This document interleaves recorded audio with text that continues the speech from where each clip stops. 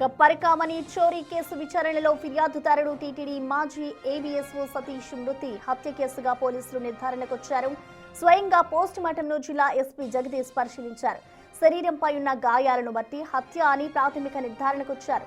రాత్రి 2 గంటల నుంచి 3 గంటల మధ్య ఈ ఘటన జరిగినట్టుగా భావిస్తున్నారు. కేసు దర్యాప్తును చేసేందుకు 10 బృందాలు ఏర్పాటు చేశారు.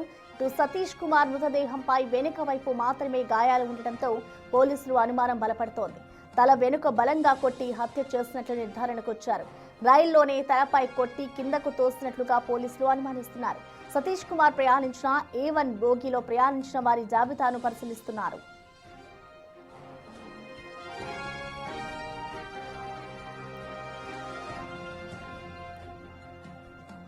సతీష్ మృతి ఖచ్చితంగా హత్యే అని మృతుని బంధువులు ఆరోపిస్తున్నారు.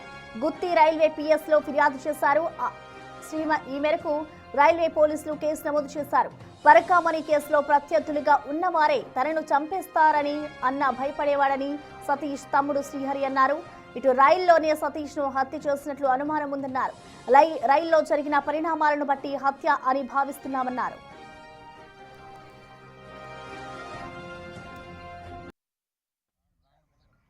ఉద్దేశపూర్వకంగా చేసిన మర్డర్గానే మేము భావిస్తున్నాం. దీన్ని ఖచ్చితంగా ఇది హత్యనే భావిస్తున్నాం. దాదాపుగా పడి ఒక 150 మీటర్లు 200 మీటర్లు దాదాపుగా ఏ శవము రాదు. ఆయన గతంలో కూడా ఇప్పటికి కూడా రైల్వేలోనే పనిచేస్తున్నాడు. ఇలాంటి దారుణమైన పరిస్థితి మేము ఎదురవుతుందని అనుకోలేదు. ఇదైతే ఉద్దేశపూర్వకంగా చేసిన హత్యనే. దీని మీద ఖచ్చితంగా విచారణ చేయాలా.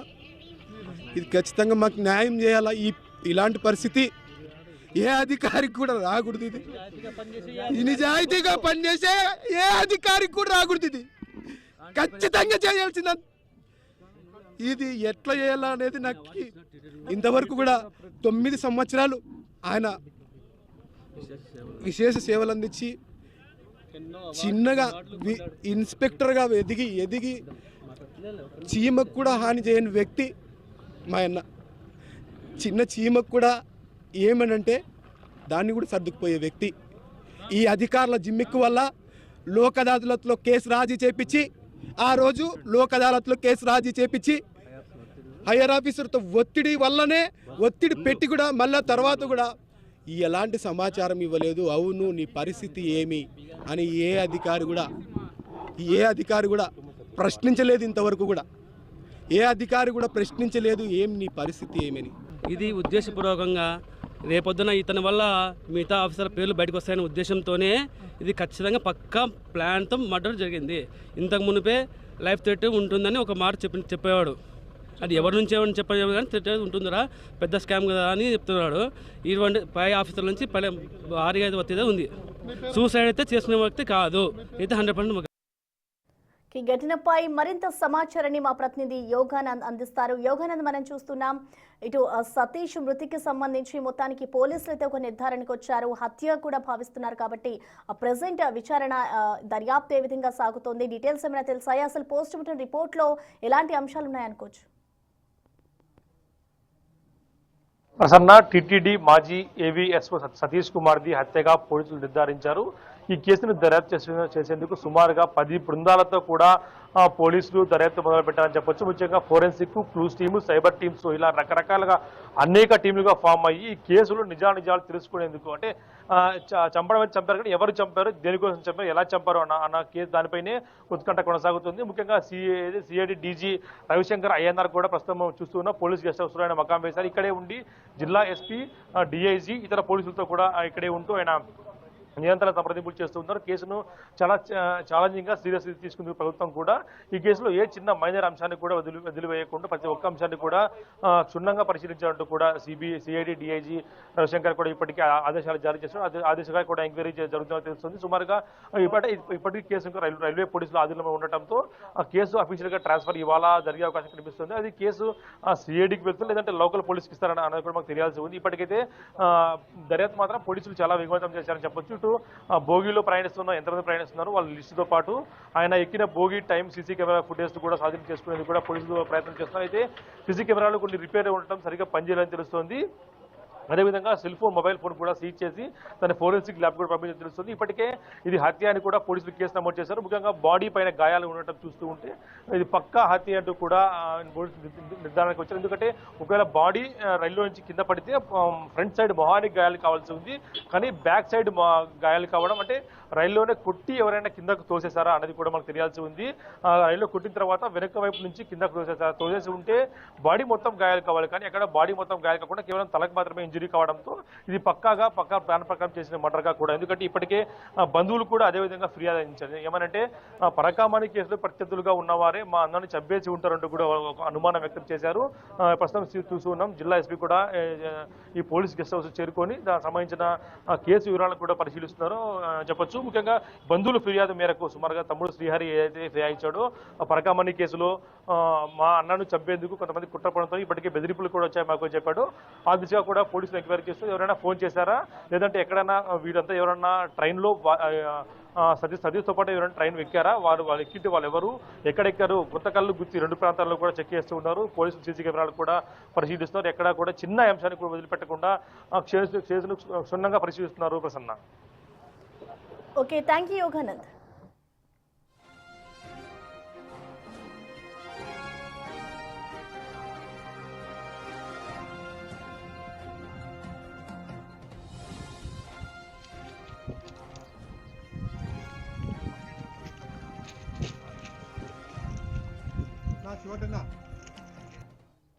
ఇక పరకామణిలో దొంగతనం కేసులో టీటీడీ మాజీ ఉద్యోగి మృతితో వ్యవహారం మరింత జటిలంగా మారింది.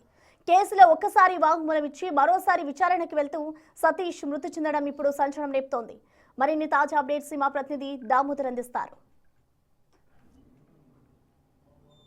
రాధిక, పరకామణి కేసుకు సంబంధించి నిన్న కూడా విచారణ కొనసాగింది. నిన్న జరిగిన విచారణలో ఏదైతే విజిఓ బాలిరెడ్డితో పాటు జేఈఓ వీరబ్రహ్మం, అదేవిధంగా అప్పట్లో 2 టౌన్ సిఐగా పనిచేసిన చంద్రశేఖర్ను టీటీడీ ఫైనాన్స్ అధికారి బాలాజీని విచారించారు. అయితే ఈ నేపథ్యంలో ఏదైతే పరకామణి కేసులో ఫిర్యాదు చేసిన సతీష్ హత్య తర్వాత ఈ కేసు పరిణామం ఏ విధంగా తీసుకెళ్లాలని సిఐడి ఆలోచిస్తుంది. ముఖ్యంగా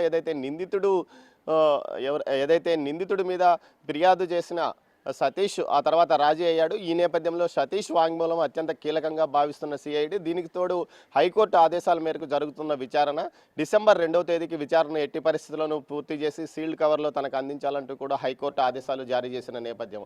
మొత్తం మీద ఈ కేసుకు సంబంధించి విచారణ కొనసాగుతున్న నేపథ్యం. అయితే రవిశంకర్ అయ్యర్, ఏదైతే సిఐడి డీజీ రవిశంకర్ అయ్యర్ ఇప్పుడు ప్రస్తుతం అనంతపురంలో ఉన్నాడు. ఏదైతే ఈ హత్యకు సంబంధించి ఎలాంటి పరిణామాలు, ఎవరు ఈ హత్యకు పాల్పడ్డారు ఏంటి అన్న కోణంలో దర్యాప్తు చేయడానికి సిఐడి మరో బృందాన్ని కూడా ఏర్పాటు చేయనున్నట్లు తెలుస్తుంది. ముఖ్యంగా ఏదైతే పోస్ట్మార్టం రిపోర్టు 24 గంటల్లో ఇస్తామని అనంతపురం జిల్లా సర్వజన ఆసుపత్రి అధికారులు వెల్లడించిన నేపథ్యంలో పోస్ట్మార్టం రిపోర్ట్ తర్వాత తదుపరి విచారణ సిఐడి తీసుకునే అవకాశం ఉందా, లేక ప్రభుత్వం ప్రత్యేకంగా ఏదైనా ఒక టీంని ఏర్పాటు చేసే అవకాశం ఉందా అని కూడా తెలుస్తుంది. మొత్తం మీద ఈ కేసుకు సంబంధించి ఏప్రిల్ 29వ తేదీ 2023 ఏప్రిల్ 29వ తేదీన ఏదైతే పరకామణిలో చోరీ జరిగింది, సెప్టెంబర్లో ఈ కేసులో రాజీ అయింది. ఈ మధ్యలో జరిగిన వ్యవహారాలు ఏమిటి అన్న దాని మీదనే ప్రస్తుతం సిఐడి విచారణ కొనసాగిస్తున్న నేపథ్యం. ఈ కేసుకు సంబంధించి అప్పట్లో ఉన్న పోలీసు ఉన్నతాధికారులతో పాటు తిరుమలలో పనిచేసిన అధికారులు, దీంతో పాటు పాలక మండలి సభ్యులు, అదేవిధంగా చైర్మన్ వీరందరినీ కూడా విచారించే అవకాశం ఉందని తెలుస్తుంది. దీనికి తోడు ఏదైతే కల్తీ నెయ్యి ఇష్యూలో ఏ విధంగా ఉన్నతాధికారులను విచారిస్తున్నారో అదేవిధంగా పరకామణి కేసులో కూడా విచారించాలంటూ అటు టీడీపీతో పాటు ఇతర పార్టీలు కూడా డిమాండ్ చేసిన పరిస్థితి. ముఖ్యంగా ఏదైతే రవికుమార్కి సంబంధించిన ఆస్తులను ఎవరు రాయించుకున్నారు, 14 కోట్ల మేర ఆస్తులను మాత్రమే టీటీడీకి రాయించారు గిఫ్ట్ డీడ్గా.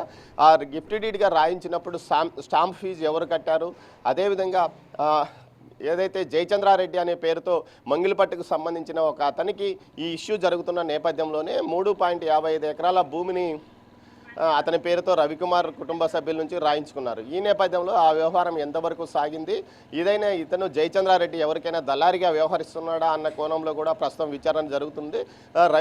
ఏదైతే సతీష్ హత్య తర్వాత ఇప్పటికే సతీష్ మరణాన్ని హత్యగా ఇటు ఎఫ్ఐఆర్లో కూడా నమోదైన పరిస్థితి. దీనికి సంబంధించి సతీష్ హత్య వెనుక ఉన్న కుట్ర కోణం ఏది, ఎవరు చేయించారు, ఇందుకు ఎవరికి అవసరం ఏముంటుంది ఈ హత్యకు, ముఖ్యంగా పరకామణి కేసు తప్ప ఇంకా ఎలాంటి వివాదాలు అతని వైపు లేనందువల్ల అది ఈ హత్యను ఎవరు చేయించుంటారు అన్న కోణంలో కూడా ఇప్పుడు సిఐడి దర్యాప్తు చేస్తుంది. దీనికి సంబంధించి అన్ని ఆధారాలను సమగ్రంగా సేకరించడానికే ఏదైతే సిఐడి డీజీ రవిశంకర్ అయ్యనార్తో పాటు ఫోరెన్సిక్ టీం కూడా ఆయన ఆధ్వర్యంలో పనిచేసే ఫోరెన్సిక్ టీం కూడా ఇప్పటికే అనంతపురం చేరుకుంది. నిన్న తాడిపత్రి సమీపంలో కోమలి ప్రాంతంలో ఘటన జరిగిన ప్రాంతాన్ని మొత్తం జల్లెడ బట్టి ఆధారాలు సేకరించింది. అదేవిధంగా ఏదైతే హత్య జరిగిందని భావిస్తున్నారో ఆ భోగిలో కూడా మొత్తం వివరాలు కూడా తెలుసుకున్నట్లు సమాచారం. మొత్తం మీద ఈ కేసుకు సంబంధించి సమగ్రంగా దర్యాప్తుతో ముందుకు వెళ్తామని చెప్తున్నారు.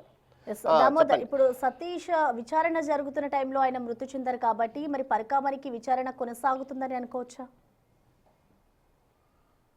ఖచ్చితంగా ఈ కేసుకు ఏదైతే కొనసాగుతుందని అధికారులు ఇప్పటికీ చెప్తున్నారు. ముఖ్యంగా మొదటి రోజు 6వ తేదీనే అతను పూర్తి స్థాయి వాంగ్మూలం ఇచ్చారు. మరోసారి కొన్ని అనుమానాలను నివృత్తి చేసుకోవడానికి కోసమే అతన్ని పిలిపించాము. అతను ఆ రోజు మాట్లాడిన మాటలను మొత్తం వీడియో రికార్డింగ్ చేశాము. అందువల్ల భవిష్యత్తులో అతను మరణించినప్పటికీ అతని సాక్ష్యంగా ఆ వీడియో రికార్డింగ్ను చూపించబోతున్నామని కూడా ఏదైతే వీడియో రికార్డింగ్ చూపించబోతున్నామని చెప్తున్నారు ప్రసన్న. మరోవైపు ఏదైతే ఈ కేసుకు సంబంధించి రవికుమార్ కూడా హైకోర్టులో పిల్ దాఖలు చేశాడు. తనకు చాలా ఇబ్బందిగా ఉంది, ఈ పరిణామాల్లో తనను కాపాడండి అంటూ కూడా హైకోర్టుకు పిటిషన్ దాఖలు చేయడంతో అతనికి కూడా 2 వారాలకు సమయం ఏదైతే కోర్టు వాయిదా వేసింది. అయితే మొత్తం మీద ఇప్పుడు రవికుమార్కు పోలీసులు ప్రొటెక్షన్ కల్పించాల్సి ఉంటుంది. అదేవిధంగా ఈ కేసులో సాక్ష్యాలు ఇవ్వడానికి వచ్చే పోలీసు అధికారులు ఏదైతే వీజీఓలు కూడా కొంతమంది సాక్ష్యం ఇచ్చారు. ముఖ్యంగా గతంలోనే ఏదైతే ఈ ఇష్యూ జరిగిన తర్వాత రాజీ అయిన తర్వాత టీటీడీకి ఒక నివేదిక వీజీఓ ఇచ్చాడు, వింగ్ విజిలెన్స్ వీజీఓ. అందులో భాగంగా సతీష్ కుమార్ చాలా మంచివాడంటూ కాంటాక్ట్ ఇచ్చారు. అతను ఎలాంటి ప్రలోభాలకు గురి కాలేదు, పై నుంచి వచ్చిన ఒత్తిడి వల్లనే ఆ విధంగా రాజీ అయ్యాడంటూ కూడా అతనిచ్చిన నివేదిక ఏదైతే అప్పట్లో వింగ్ విజిలెన్స్ వీజీఓ ఇచ్చిన నివేదిక కూడా ప్రస్తుతం కీలక కానుందని చెప్పవచ్చు. ఏదైతే వింగ్ వీజీఓగా పనిచేసిన గిరిధర్ను కూడా సిఐడి విచారించింది. వీరితో పాటు అప్పట్లో సెక్టార్ వీజీఓగా ఏదైతే తిరుమల వీజీఓగా పనిచేసిన బాలరెడ్డిని కూడా విచారించింది. వీరిద్దరి వాంగ్మూలాలు సతీష్కు అనుకూలంగానే ఉన్నట్లు సమాచారం. మొత్తం మీద ఈ కేసుకు విచారణ ఇంకా ముందుకు వెళ్లే అవకాశం ఉంది. డిసెంబర్ 2వ తేదీ లోపల ఖచ్చితంగా, అంటే ఈ హత్య తర్వాత ఏదైతే కొంత లేట్ అయినప్పటికీ వారం 10 రోజుల తర్వాత అయినా తాము నివేదిక హైకోర్టుకు సమర్పిస్తామంటూ సిఐడి అధికారులు చెప్తున్నారు. ప్రసన్న, దామోదర్, అంటే ఇప్పటికే చూసుకుంటే సతీష్ హత్యకి సంబంధించి ఇటు తాడేపల్లి ప్యాలెస్ ప్రమేయం ఉంది అంటూ కూడా టీడీపీ ఆరోపిస్తుంది. మరి దానికి అసలు కారణాలు ఏంటి? మరొక వైపు చూసుకుంటే ఇటు సతీష్ తమ్ముడు కూడా ఒకటే ఆరోపిస్తున్నారు, నా అన్నది హత్యే అంటూ కూడా ఆయన ఆరోపిస్తున్నారు. కాబట్టి రెండింటిని ఎలా చూడాలంటారు? అసలు ఈ కేసు విచారణ ఏ విధంగా కొనసాగుతుంది అనుకోవచ్చు?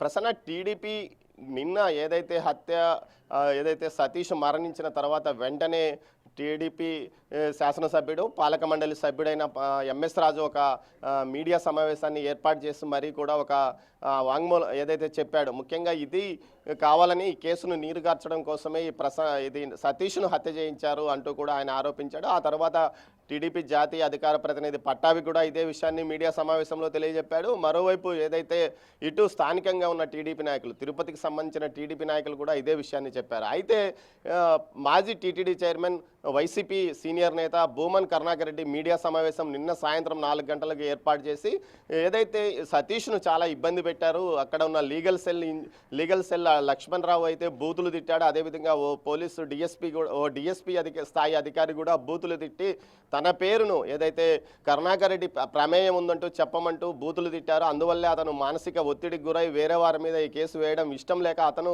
ఆత్మహత్యకు పాల్పడ్డాడు అంటూ కూడా ఆయన చెప్పుకొచ్చాడు. ఇది ముమ్మాటికి పోలీసు ప్రేరేపిత, ఏదైతే ప్రభుత్వ ప్రేరేపిత ఆత్మహత్య అంటూ చెప్పాడు. దీంతో పాటు వైఎస్ఆర్సీపీ సోషల్ మీడియాలో కూడా ప్రభుత్వాన్ని విమర్శిస్తూ ఇది ప్రభుత్వం యొక్క బలవంతం వల్లనే బలైన ఒక పోలీస్ అధికారి అంటూ కూడా వారు పెద్ద ఎత్తున పోస్టులు పెట్టారు. అయితే టీడీపీ కానీ అదేవిధంగా బీజేపీ కూటమి నేతలు మాత్రం ఇది ఖచ్చితంగా ఏదైతే పరకామణి కేసులో లబ్ధి పొందిన వారు మాత్రమే ఈ హత్య చేయించారంటూ కూడా ఆరోపిస్తున్న నేపథ్యం. మొత్తం మీద దీనికి సంబంధించి వైసీపీ మీదనే వేళ్ళన్ని చూపిస్తున్న చేస్తున్నారు అటు కూటమి పార్టీలు మొత్తం మీద. అయితే ఈ కేసుకు సంబంధించి ఆ రోజు నిన్న ఏదైతే తెల్లవారుజామున 2 గంటల నుంచి 4 గంటల వరకు ఏం జరిగింది, ఇతన్ని ఏదైతే ఈ కేసు ఎవరైతే ఇతన్ని భోగిలో ఎక్కారు, ఇతన్ని భోగిలోనే చంపేశారా లేకపోతే బయట చంపేశారా అన్న కోణంలోనే ప్రస్తుతం దర్యాప్తు కొనసాగుతుందని చెప్తున్నారు. దామోదర్. ముఖ్యంగా ఏదైతే రైల్వే శాఖ ఈ కేసును దామోదర్, అంటే సతీష్ హత్యకి అంటే ఆయన మరణానికి సంబంధించి కూడా ఇప్పటికే టీటీడీ మాజీ చైర్మన్ భూమన కరుణాకర్ రెడ్డి అది ఆత్మహత్యగా కూడా చెప్తున్నారు. అంటే ఆయన చేసిన కామెంట్స్ మనం ఎలా చూడాలంటారు? ఆయన చెప్తున్న దాని ప్రకారం నిన్న సాయంత్రం ఏదైతే నిన్న సాయంత్రం 4 గంటలకు మీడియా సమావేశాన్ని ఏర్పాటు చేసి ఇది ప్రభుత్వ ప్రేరేపిత హత్య, ప్రభుత్వము ప్రేరేపిత ఆత్మహత్య అని చెప్పాడు. ముఖ్యంగా తన మీద అదేవిధంగా వైఎస్ఆర్సీపీ నాయకుల మీద అప్పట్లో ఉన్న పోలీసు ఉన్నతాధికారుల మీద కుట్ర కోణంలో ఇతన్ని బలిపశువుగా చేసి ఇతన్ని చేత బలవంతంగా వాంగ్మూలం ఇప్పించడానికి అటు ప్రభుత్వం సిఐడి ద్వారా ప్రయత్నం చేసి అది ఇష్టం లేకనే సతీష్ సున్నితమైన మనస్కుడైన సతీష్ ఈ విషయంలో ఈ విధంగా తమ మీద ఈ కుట్రను ఒప్పుకోలేకనే అతను ఆత్మహత్యకు పాల్పడ్డాడంటూ చెప్పుకొచ్చారు. అయితే ఈ కేసుకు సంబంధించి వారి ప్రమేయము లేకపోతే వారి ప్రమేయం లేకపోతే వారెందుకు ఈ విధంగా ముందుగా చెప్పుకోవాల్సి వస్తుంది అంటూ కూడా టీడీపీ శ్రేణులు అంటున్నాయి. ముఖ్యంగా నిన్న మీడియా సమావేశం ఏర్పాటు చేసిన తిరుపతి పార్లమెంట్ అధ్యక్షుడు నరసింహ యాదవ్తో పాటు ఏదైతే శాప్ చైర్మన్ రవినాయుడు అదేవిధంగా జనసేన ఉమ్మడి జిల్లాల అధ్యక్షుడు హరిప్రసాద్ కూడా మీడియా సమావేశం ఏర్పాటు చేసి ఇది వైఎస్ఆర్సీపీ వాళ్ళ కుట్ర ఫలితంగానే జరిగిన హత్య, గతంలో కూడా వారు ఇలాంటి వ్యవహారాలు చేశారు, అటు పరిటాల రవి అదేవిధంగా వివేకానందరెడ్డి హత్య కేసుల్లో సాక్షులుగాను దోషులుగాను ఉన్న వారిని హత్యలు చేయించారంటూ పెద్ద ఎత్తున ఆరోపించిన నేపథ్యం. మొత్తం మీద ఈ కేసుకు సంబంధించి పరకామణి కేసులో ఎవరు లబ్ధి పొందారు అన్న విషయం బయటకు వస్తే తప్ప ఈ కేసులో చిక్కుముడి విప్పే అవకాశం లేదు. మరోవైపు ఏదైతే సతీష్కి సంబంధించి ఎటువంటి శత్రువులు లేరని అతని కుటుంబ సభ్యులు కానీ అతని సన్నిహితులు కానీ అతని సోదరుడు శ్రీహరి కానీ చెప్తున్న విషయం, అంటే సతీష్కి సంబంధించి ఎట్లాంటి వివాదాలు లేవు, అతనికి వ్యక్తిగత వివాదాలు ఎవరితోనూ లేవు, అందువల్ల అతన్ని ఎవరు కొట్టే అవకాశం లేదు, అతన్ని చంపే అవకాశం లేదు, కేవలం పరకామణి కేసు ఇష్యూ వల్లనే అతను బలి అయ్యాడని వారు చెప్తున్న పరిస్థితి. మొత్తం మీద నిన్న ఏదైతే ఆ ఎక్కిన భోగికి సీసీ కెమెరాలు లేవని చెప్తున్నారు, అదేవిధంగా అతను రైలు ఎక్కిన ఏదైతే గుంతకల్ రైల్వే స్టేషన్లో రెన్యువేషన్ కారణంగా అక్కడ కూడా సీసీ కెమెరాలు తొలగించిన పరిస్థితి. మొత్తం మీద ఈ 2 లోపాల వల్ల కేసులో ఎవరు ఎక్కారు ఎవరు వెళ్ళారన్న కోణంలో కూడా పోలీసులకు విచారణ కొంత కష్టమయ్యే అవకాశం ఉంది. ఇప్పటికే 10 పోలీసు బృందాలు ఆ రైల్వే భోగిలో ఏదైతే A1 భోగిలో ఎవరైతే ఎక్కారో ఎవరైతే టికెట్ తీసుకున్నారో వారి వివరాలను కూడా సేకరిస్తున్నారు. మరోవైపు కొందరు అనధికారికంగా ఎక్కి దిగే అవకాశం కూడా ఉంటుంది. స్థానికంగా గుంతకల్లో కానీ ఆ ఏరియాలో పలుకుబడి ఉన్నవారు కానీ అదేవిధంగా పోలీసులతో కానీ ఇతనితో సన్నిహితులు కానీ దీంతో పాటు ఇతని కాల్ డేటాను కూడా ఏదైతే ఇటు సిఐడి పరిశోధిస్తుంది. అంటే అతనితో ఎవరైనా మాట్లాడారా, ఏ విధంగా మాట్లాడారు. అంటే దామోదర్, అంటే మొన్న చూసుకుంటే ఇటు ఇదే కేసుకు సంబంధించి పరకామణి పిటిషనర్గా ఉన్న భానుప్రకాష్ రెడ్డి కూడా తనని చంపేస్తారు బెదిరిస్తున్నారు అంటూ కూడా గతంలో మన బిగ్ టీవీతోనే చెప్పుకొచ్చారు. సో ఇప్పుడు అనుమానాస్పదంగా ఇటు సతీష్ మృతి చెందడం, అప్పుడు భానుప్రకాష్ రెడ్డి దీనికి సంబంధించి వ్యాఖ్యలు చేయడం, సో రెండింటినీ చూస్తే దీని వెనకాల ఎవరో పెద్ద తలకాయలు ఉన్నారు అనుకోవడానికి గల అసలు కారణాలు ఏంటి? అసలు ప్రచారం కూడా ఆ విధంగానే జరుగుతుంది కాబట్టి ఎలా చూడాలంటారు?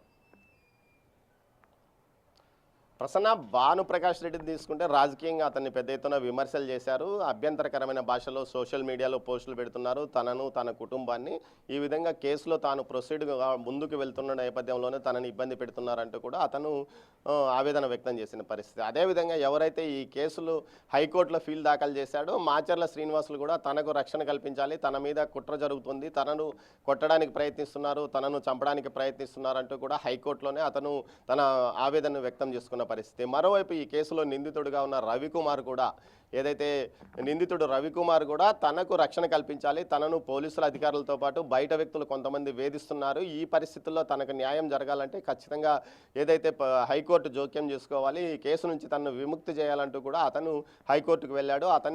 ఏదైతే అతని పిటిషన్కు హైకోర్టు 2 వారాల సమయం గడువిచ్చిన నేపథ్యం. మొత్తం మీద ఈ విధంగా చూసుకుంటే ఈ కేసుకు సంబంధించి ప్రతి ఒక్కరు ఫిర్యాదు చేసిన వ్యక్తి అదేవిధంగా ఈ ఇష్యూను బయటికి తీసుకు తీసుకొచ్చి పెద్ద ఎత్తున ప్రచారం చేసిన వ్యక్తి, అదేవిధంగా ఈ కేసులో నిందితుడు, వీరంతా తమకు రక్షణ కల్పించాలి, తమను ఇబ్బంది పెడుతున్నారంటూ ఫిర్యాదులు చేస్తున్న నేపథ్యం. మరోవైపు ఈ కేసులో ఫిర్యాదుదారుడుగా ఉండి రాజీ అయిన కీలక వ్యక్తి సతీష్ మరణం.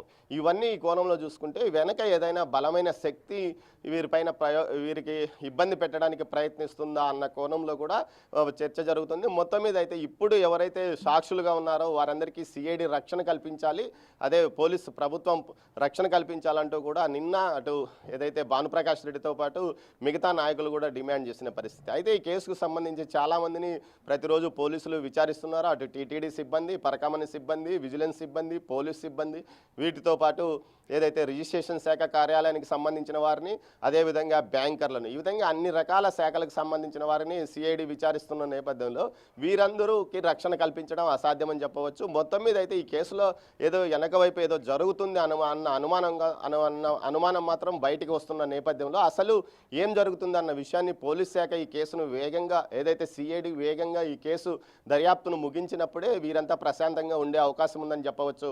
Prasanna. Right, thank you Damodar.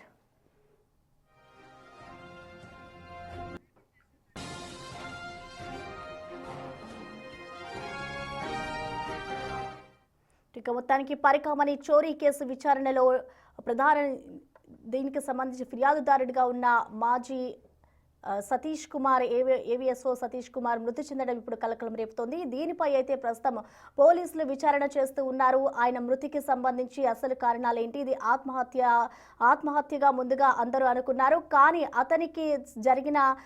అతని బాడీపై ఉన్న మార్క్స్ చూసి ఇది హత్యగా కూడా పోలీసులు భావిస్తున్నారు. దీనిపై అయితే ప్రస్తుతం విచారణ చేస్తూ ఉన్నారు. 10 బృందాలుగా విడిపోయి దీనిపై ప్రస్తుతం దర్యాప్తు చేస్తూ ఉన్నారు పోలీసులు. సో దీనికి సంబంధించిన మరిన్ని డీటెయిల్స్ ని మా ప్రతినిధి దామోదర్ అందిస్తారు.